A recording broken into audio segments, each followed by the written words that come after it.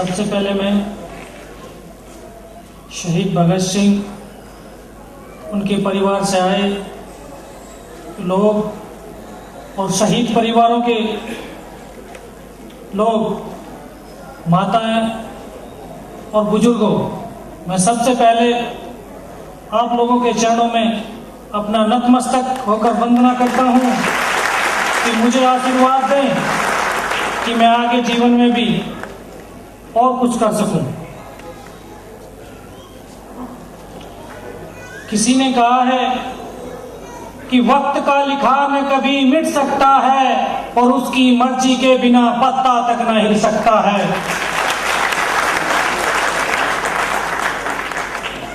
साथियों, जीवन के अंदर भगवान एक अवसर प्रदान करता है कि हे मनुष्य, इस जीवन का जो मनुष्य जीवन आपको दिया है, इस जीवन को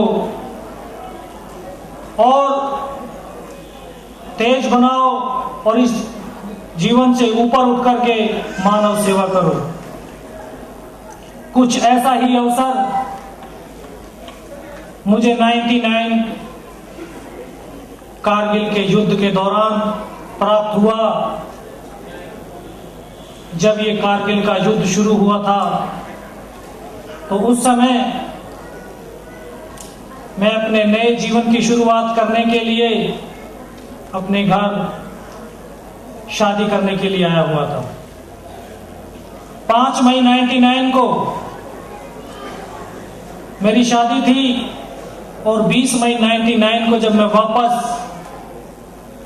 जम्मू कश्मीर पहुंचा तो मुझे पता चला कि मेरी बटालियन 18 कैनेडियंस द्रास सेक्टर की तोलोलिंग पहाड़ी पर लड़ाई लड़ रही है। यह मेरे जीवन का सबसे सुनहरा अवसर था। मेरी दिल की तमन्ना थी कि मैं देश के लिए कुछ कर सकूं।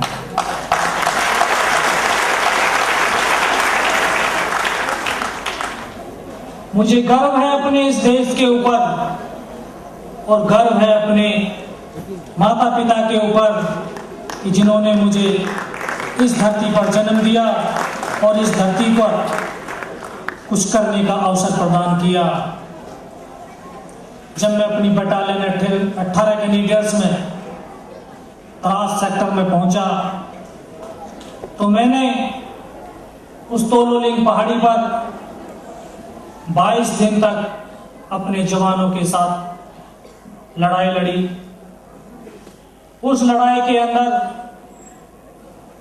मेरी बटालियंस के 2 ऑफिसर्स, 2 जेसीओज और 22 जवान वीरगति को प्राप्त हुए और 12 जून 99 को उस तोलोलिंग पहाड़ी पर तिरंगा फहरा दिया गया।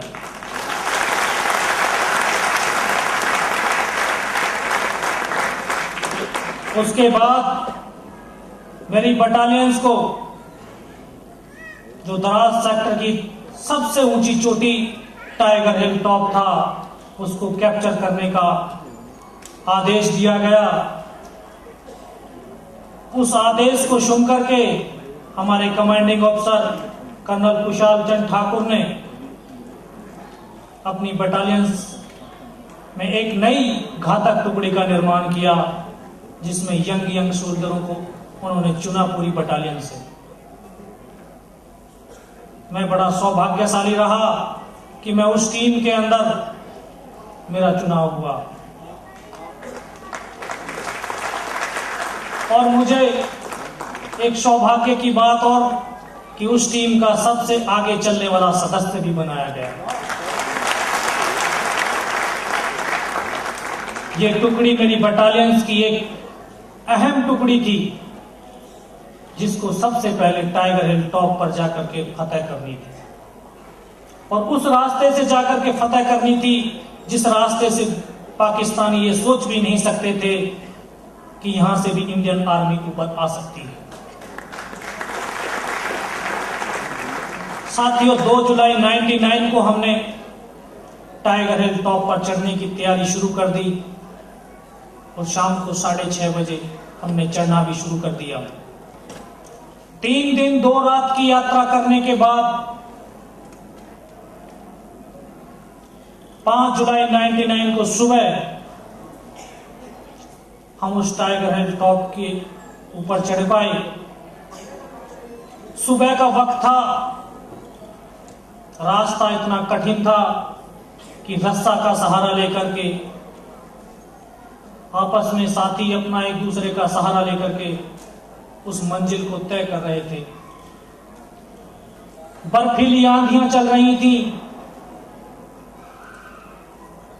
मुंह पर थपेड़े से मार रहे थे, लेकिन इन सब की परवाह न करते हुए हम कदम से कदम मिला करके आगे बढ़ते रहे। उसी क्षण हमारे ऊपर दुश्मन का फायर आया। जिस रास्ते से हम चल रहे थे उस रास्ते के दोनों तरफ नाले थे और नालों में दुश्मनों का बंकर था। अंधेरे की वजह से हम उन बैंकरों को नहीं देख पाए और उन्होंने हमारे ऊपर फायर कर दिया। अंधाधुंध गोलाबारी शुरू हो गई। तकरीबन 10:30 बज चुके थे दिन के। 5 घंटे के फायर में दुश्मन ये अंदाजा नहीं लगा सका कि यहां इंडियन आर्मी के कितने जवान हैं। हम 7 जवानों ने दिखा दिया कि यहां पर हम 7 जवान नहीं बल्कि 700 जवान हैं।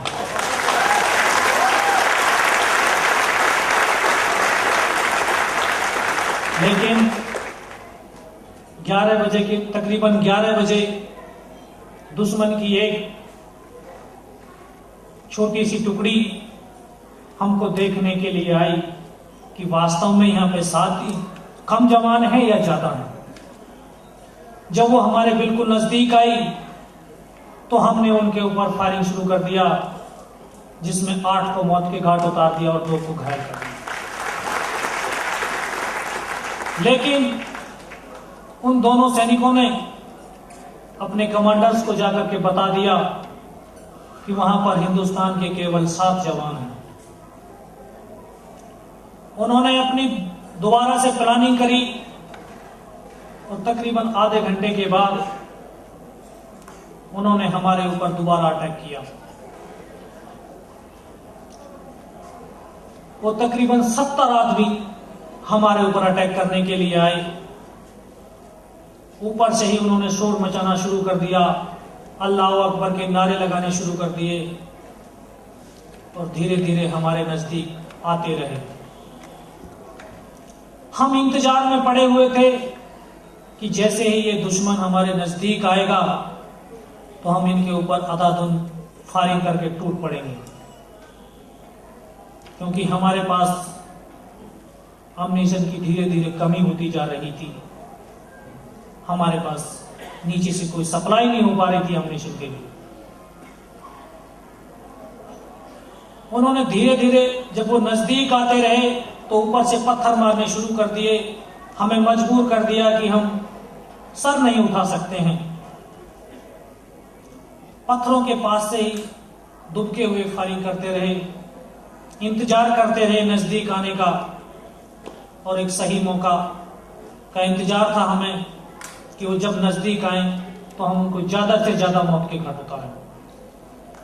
जैसे जैसे वो नजदीक आते रहे हमारे हौसले और बुलंद होते रहे और उन्होंने जब अल्लाह अकबर का नारा लगा करके हमारे ऊपर टूट पड़े तो ये 6 साथी 6 जवान ने अंधाधुंध फायरिंग करके खुद तो सोए लेकिन दुश्मन के 35 आदमियों को मौत के घाट उतार दिया।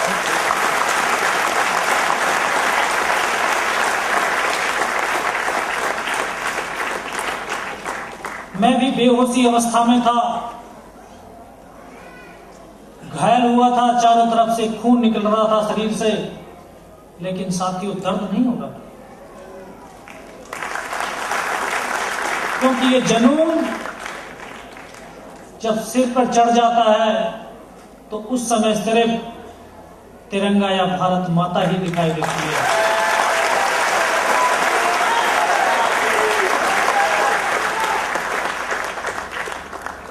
तो मैं पड़ा हुआ इतना बेहोश नहीं था कि मैं उनकी बातें ना सुन सकूं और उनको ना देख सकूं। मैं चुपचाप अपनी अवस्था में पड़ा रहा और सही मौके की तलाश में था कि अभी मैं अकेला हूं और दुश्मन अभी ज्यादा है। जैसे ये इकट्ठा होगा मैं मौके का फायदा उठाऊंगा और इनको ज्यादा से ज्यादा मार गिराऊंगा। मैं इस लिए भी जो है ज्यादा बेहोश पड़ा हुआ था कि मैंने सुना था कि ये पाकिस्तानी आर्मी के सैनिक हिंदुस्तान के साथ क्या क्या सलूक करते हैं। मैं भी देखना चाहता था कि वास्तव में क्या इतना ये सलूक करते हैं हमारे साथ। तो दोस्तों, हमारे सारे साथी मेरे सारे साथी शहीद हो चुके थे। एक मेरे सामने डेड बॉडी थी मेरे साथी की, एक मेरी बगल में थी, 4 मेरे साथी दूसरे पत्थर के पास थे। तो उन्होंने 3-3 बार आकर के गोलियां मारी, डेड बॉडियां छलनी कर दी उन्होंने। फिर भी उनको सब्र नहीं आया, फिर उन्होंने बूट की ठोकरें मारी, फिर भी सब्र नहीं आया, फिर गालियां दी, बहुत गालियां दी। गालियां देने के बाद उन्होंने हमारे जो 500 मीटर नीचे लगी MMG पोस्ट था, उसको पोस्ट को बर्बाद करने के लिए अपने साथी जो उनके साथी मस्को घाटी में तैनात थे उनको मैसेज दिया कि यहां पर इंडियन आर्मी का जो MMG पोस्ट है इसको बर्बाद कर दो। मेरे दिल के अंदर एकदम घंटी बजी कि अगर इन्होंने MMG पोस्ट को कब्जा कर लिया, ऊपर इनका पोस्ट है, नीचे इनका पोस्ट हो जाएगा, तो नीचे वाले साथी तो अपना आप खत्म हो जाएंगे जो बीच वाले साथी हैं। क्योंकि नीचे वालों को नहीं पता है कि ऊपर वाले साथी वो शहीद हो चुके हैं।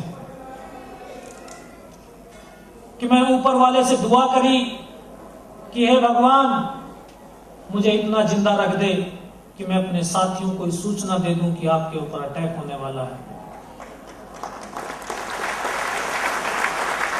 दोस्तों, जब सच्चे दिल से किसी चीज को करने की दिल में ठान लेते हैं तो वो काम अपने आप बनता चला जाता है, भगवान उसमें साथ देता चला जाता है।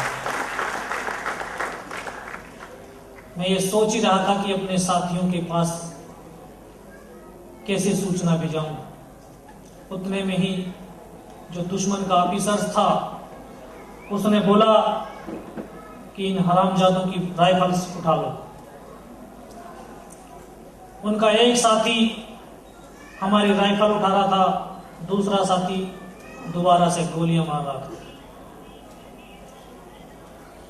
उसने ऐसे ही आकर के गोलियां मारी, पहले मेरे सामने वाले साथी को मारी, फिर बगल वाले को मारी, मेरे बाजू में मारी, पैर में मारी, जांघ में मारी, गोलियां मार करके चला गया। यहां से मेरा पहले ये कटा हुआ था, सर से खून निकल रहा था। मेरे दिल के अंदर एक ताकत थी कि दिल के अंदर ये सोचा हुआ था कि अगर इसने मेरे सर में और छाती में गोली नहीं मारी तो मैं जिंदा रहूंगा, चाहे मेरा पैर भी काट के क्यों न ले जाए। लेकिन उसने जो ही एक कदम आगे बढ़ाया, पता नहीं उसके दिल के अंदर क्या हुआ, उसने दोबारा से पलट करके मेरी छाती के ऊपर फायर कर दिया। साथियों, कि जाको राखे साइयां मार सके ना कोई। यहाँ पे पर्स रखा हुआ था और पर्स में गिरट के 5-5 रुपए सिक्के पड़े हुए थे और वो सिक्के ऊपर वाले की मेहरबानी से इकट्ठे थे और सिक्के पे गोली लगी और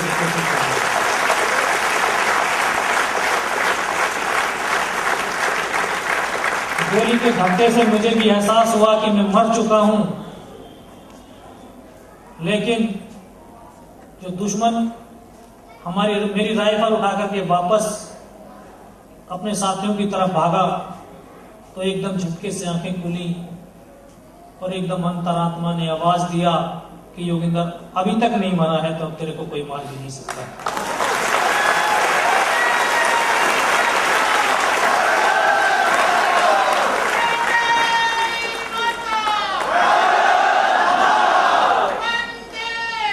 मैंने जो मेरे पास हाथ गोला बचा हुआ था, मैंने उस ग्रेनेड को लिया और उस भागते हुए दुश्मन के ऊपर थ्रो कर दिया। तो सर्दी के कारण कोट सबने पहने हुए थे, उसमें पीछे टोपा लगा हुआ था, उस टोपे में ग्रेनेड गिर गया। जब तक वो ग्रेनेड को निकाल पाता तब तक ग्रेनेड फट गया। ग्रेनेड के फटते ही वो दुश्मन हमारे ऊपर जा गिरा और एकदम उनमें खलबली सी मच गई कि यहाँ पर फौज नीचे से आ गई। कुछ बोले नहीं इनमें से कोई जिंदा है, बोला नहीं जिंदा नहीं, नीचे से फौज आ गई है। अभी जैसे वो हमारे ऊपर गिरा, मैंने दोनों हाथ बढ़ाए उसकी राइफल को उठाने के लिए, लेकिन एक हाथ तो बिल्कुल बेकार हो चुका था। एक ही हाथ से राइफल को उठाया और वहां से दादाधुन फायरिंग कर दिया और उसी फायरिंग में उनके 4 आदमियों को मौत के घाट उतार दिया। उसके बाद उसी हाथ से दूसरे पत्थर पर गया, फिसलता हुआ, फिर वहां से फायरिंग किया, फिर तीसरे से फायरिंग किया। उनको जजमेंट नहीं होने दिया कि यहाँ पर इंडियन आर्मी का एक सोल्जर है। उनको लगा कि नीचे से दूसरी टुकड़ी ऊपर आ गई है। बस उनके अंदर इतना ही दम है कि वो भाग खड़े हुए, उन्होंने पीछे मुड़कर यह भी नहीं देखा कि यहाँ पर इंडियन आर्मी का एक ही सोल्जर है। मैंने भी चारों तरफ से फायरिंग करता रहा और उनको वापस भगाता रहा। कुछ दूर चलने के बाद मुझे उस कैप्टन की बात याद आई कि वो एमएमजी पोस्ट पर अटैक करने के लिए अपने साथियों से बोल चुका है कि कहीं ऐसा ना हो कि हमारे साथी मेरे पहुंचने से पहले ही शहीद हो जाएं। मुझे उनके अटैक से पहले वहां तक पहुंचना है। फिर जो ऊपर का उन्होंने डिप्लॉयमेंट किया हुआ था, कहां पर उन पे सपोर्टिंग वेपन लगे हुए थे, अम्युनिशन डैम था, रहने के लिए जो टेंट लगाए हुए थे, वो सब कुछ पूरा लोकेशन वहां से दिखाई दे रहा था। वो सब कुछ देखने के बाद मैं अपने साथियों के पास वापस आया। फिर दिल के अंदर एहसास हुआ कि हो सकता है कि इनमें से कोई मेरी तरह जिंदा हो। तो आकर के अपने साथियों को देखा तो किसी का ये हिस्सा पूरा चिंगड़ा हो रखा था, किसी का ये चेस्ट पूरा नहीं था। दोस्तों, साथी तो भाई से भी ज्यादा प्यारे होते हैं। बहुत देर बैठ करके रोया, लेकिन फिर दिल के अंदर से एक आवाज आई कि जो इनकी शहादत है और जो हमें काम मिला था उस काम को पूरा करना है। इनकी शहादत को बेकार नहीं होने देना है। जो इनका मिशन था, जो हमारा मिशन था, आज मुझे पूरा करना है। तो फिर वहां से अभी मुझे नीचे जाना था 500 मीटर। मैं पड़ा हुआ सोच रहा था कि मैं नीचे कैसे जाऊं। कोई शक्ति मेरे सामने आई और उसने मुझे रास्ता दिखाया कि बेटा इस नाले से नीचे लुढ़क जा। इस हाथ को, क्योंकि यहां से टूट चुका था, मैंने सोचा कि ये कट गया। अभी अगर ये कट गया है तो इसको किस लिए घूमता हूं, इसको इधर ही डाल देता हूं। मैं इसमें झटका मारा, लेकिन ये चमड़ी इलझी हुई थी तो ये टूटा नहीं। ऐसे बांधने की कोशिश करी, ये बंधा नहीं। फिर इसको उठाया, पीछे बेल्ट में फंसाया इसे, फिर उस नाले से लुढ़क गया। लुढ़कता लुढ़कता जब काफी नीचे पहुंचा तो फिर एकदम दिमाग घुमा, यार तू हिंदुस्तान की पाकिस्तान की तरफ तो नहीं लुढ़क गया। फिर मैंने देखा कि मेरे साथी जो मेरे साथ ऊपर चढ़ने के लिए मेरे साथ थे, वो वापस एमएमजी पोस्ट की तरफ आ रहे थे। जो हमारे team commander lieutenant Balwan Singh और कैप्टन सचिन निम्बालकर। मैं उनको आवाज दिया तो उन्होंने मुझे उस नाले से ऊपर खींचा, और जब मेरी कंडीशन देखी तो कोई ये नहीं कह रहा था कि ये जिंदा रहेगा। पूरी ड्रेस चीतरे चितरे हो रखी थी, लेकिन मेरे दिल के अंदर जज्बा था कि मैं जिंदा रहूंगा। मैं उनको बोला, सर कि मुझे कुछ नहीं हुआ है, लेकिन यहाँ MMJ पोस्ट पर अटैक होने वाला है। उन्हें CO साहब को रिपोर्ट दिया कि बोला साहब, जो आज हमारी टुकड़ी ऊपर गई थी अटैक के लिए, उसमें से एक बंदा जिंदा बच के आया है और 6 जो साथी थे वो शहीद हो चुके हैं। उन्होंने CO साहब ने मुझे बोला तुरंत इस जवान को मेरे पास भेजो। तो 2 बज चुके थे उस टाइम तक। CO के पास जब मैं पहुंचा तो 7:30 बज चुके थे। फर्स्ट एड तो मेरा हो गया था, लेकिन खून का बहना बंद नहीं हुआ था। जब मैं CO साहब के पास पहुंचा तो आंखों के आगे बिल्कुल अंधेरा हो चुका था, कुछ पहचान नहीं पा रहा था, बोल तो बराबर रहा था। CO साहब ने बोला, बेटा मेरे को पहचान रहा है? मैं बोला, साहब मैं नहीं पहचान रहा, मुझे कुछ दिखाई नहीं दे रहा। तो उन्होंने बोला, हाँ बेटा बता कुछ। मैं, साहब मुझे सर्दी लग रही है। उन्होंने अपने टेंट में डाला, 3-4 स्टोव जलवाए, ग्लूकोज का बोतल पिलाया, फिर बोला, हाँ बेटा बता। फिर मैं उनको पूरा शुरू से आखिर तक की कहानी बताई कि साहब हमारे साथ ये हुआ और ये अभी होने वाला है। हमारे CO commanding officer colonel Kushal Chand Thakur ने दोबारा से रीप्लानिंग बनाई, और जो बराउ कंपनी, रिजर्व कंपनी थी मेरी बटालियंस की, उसको टाइगर हिल टॉप पर भेजा, और उसी रात को उस टाइगर हिल टॉप पर देश का तिरंगा फहरा दिया।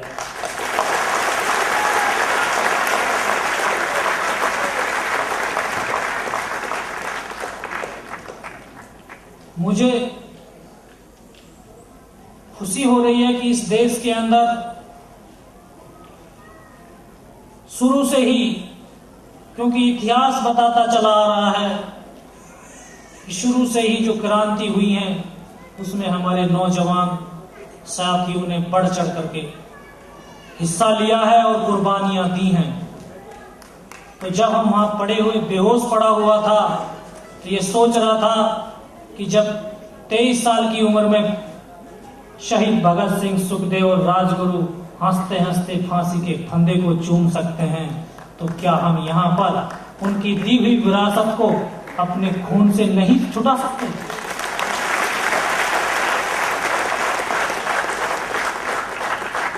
अभी तो उन्होंने तो अपना सर्वस्व त्याग दिया, अपना पूरा बलिदान इस देश के लिए दे दिया। हमने तो सिर्फ अभी थोड़ा सा खून बहाया है, बलिदान देना तो अभी बाकी है। और साथियों कि मैं अभी अपनी बात को इन 2 शब्दों के साथ विराम देना चाह रहा हूं कि कर्मवीर को कोई रोक नहीं सकता है करने से, पर उसको कौन मार सकता हो जो डरता हो ना कभी मरने से। जय हिंद। कुछ दे तो नहीं सकते, मगर मैं परमपिता परमेश्वर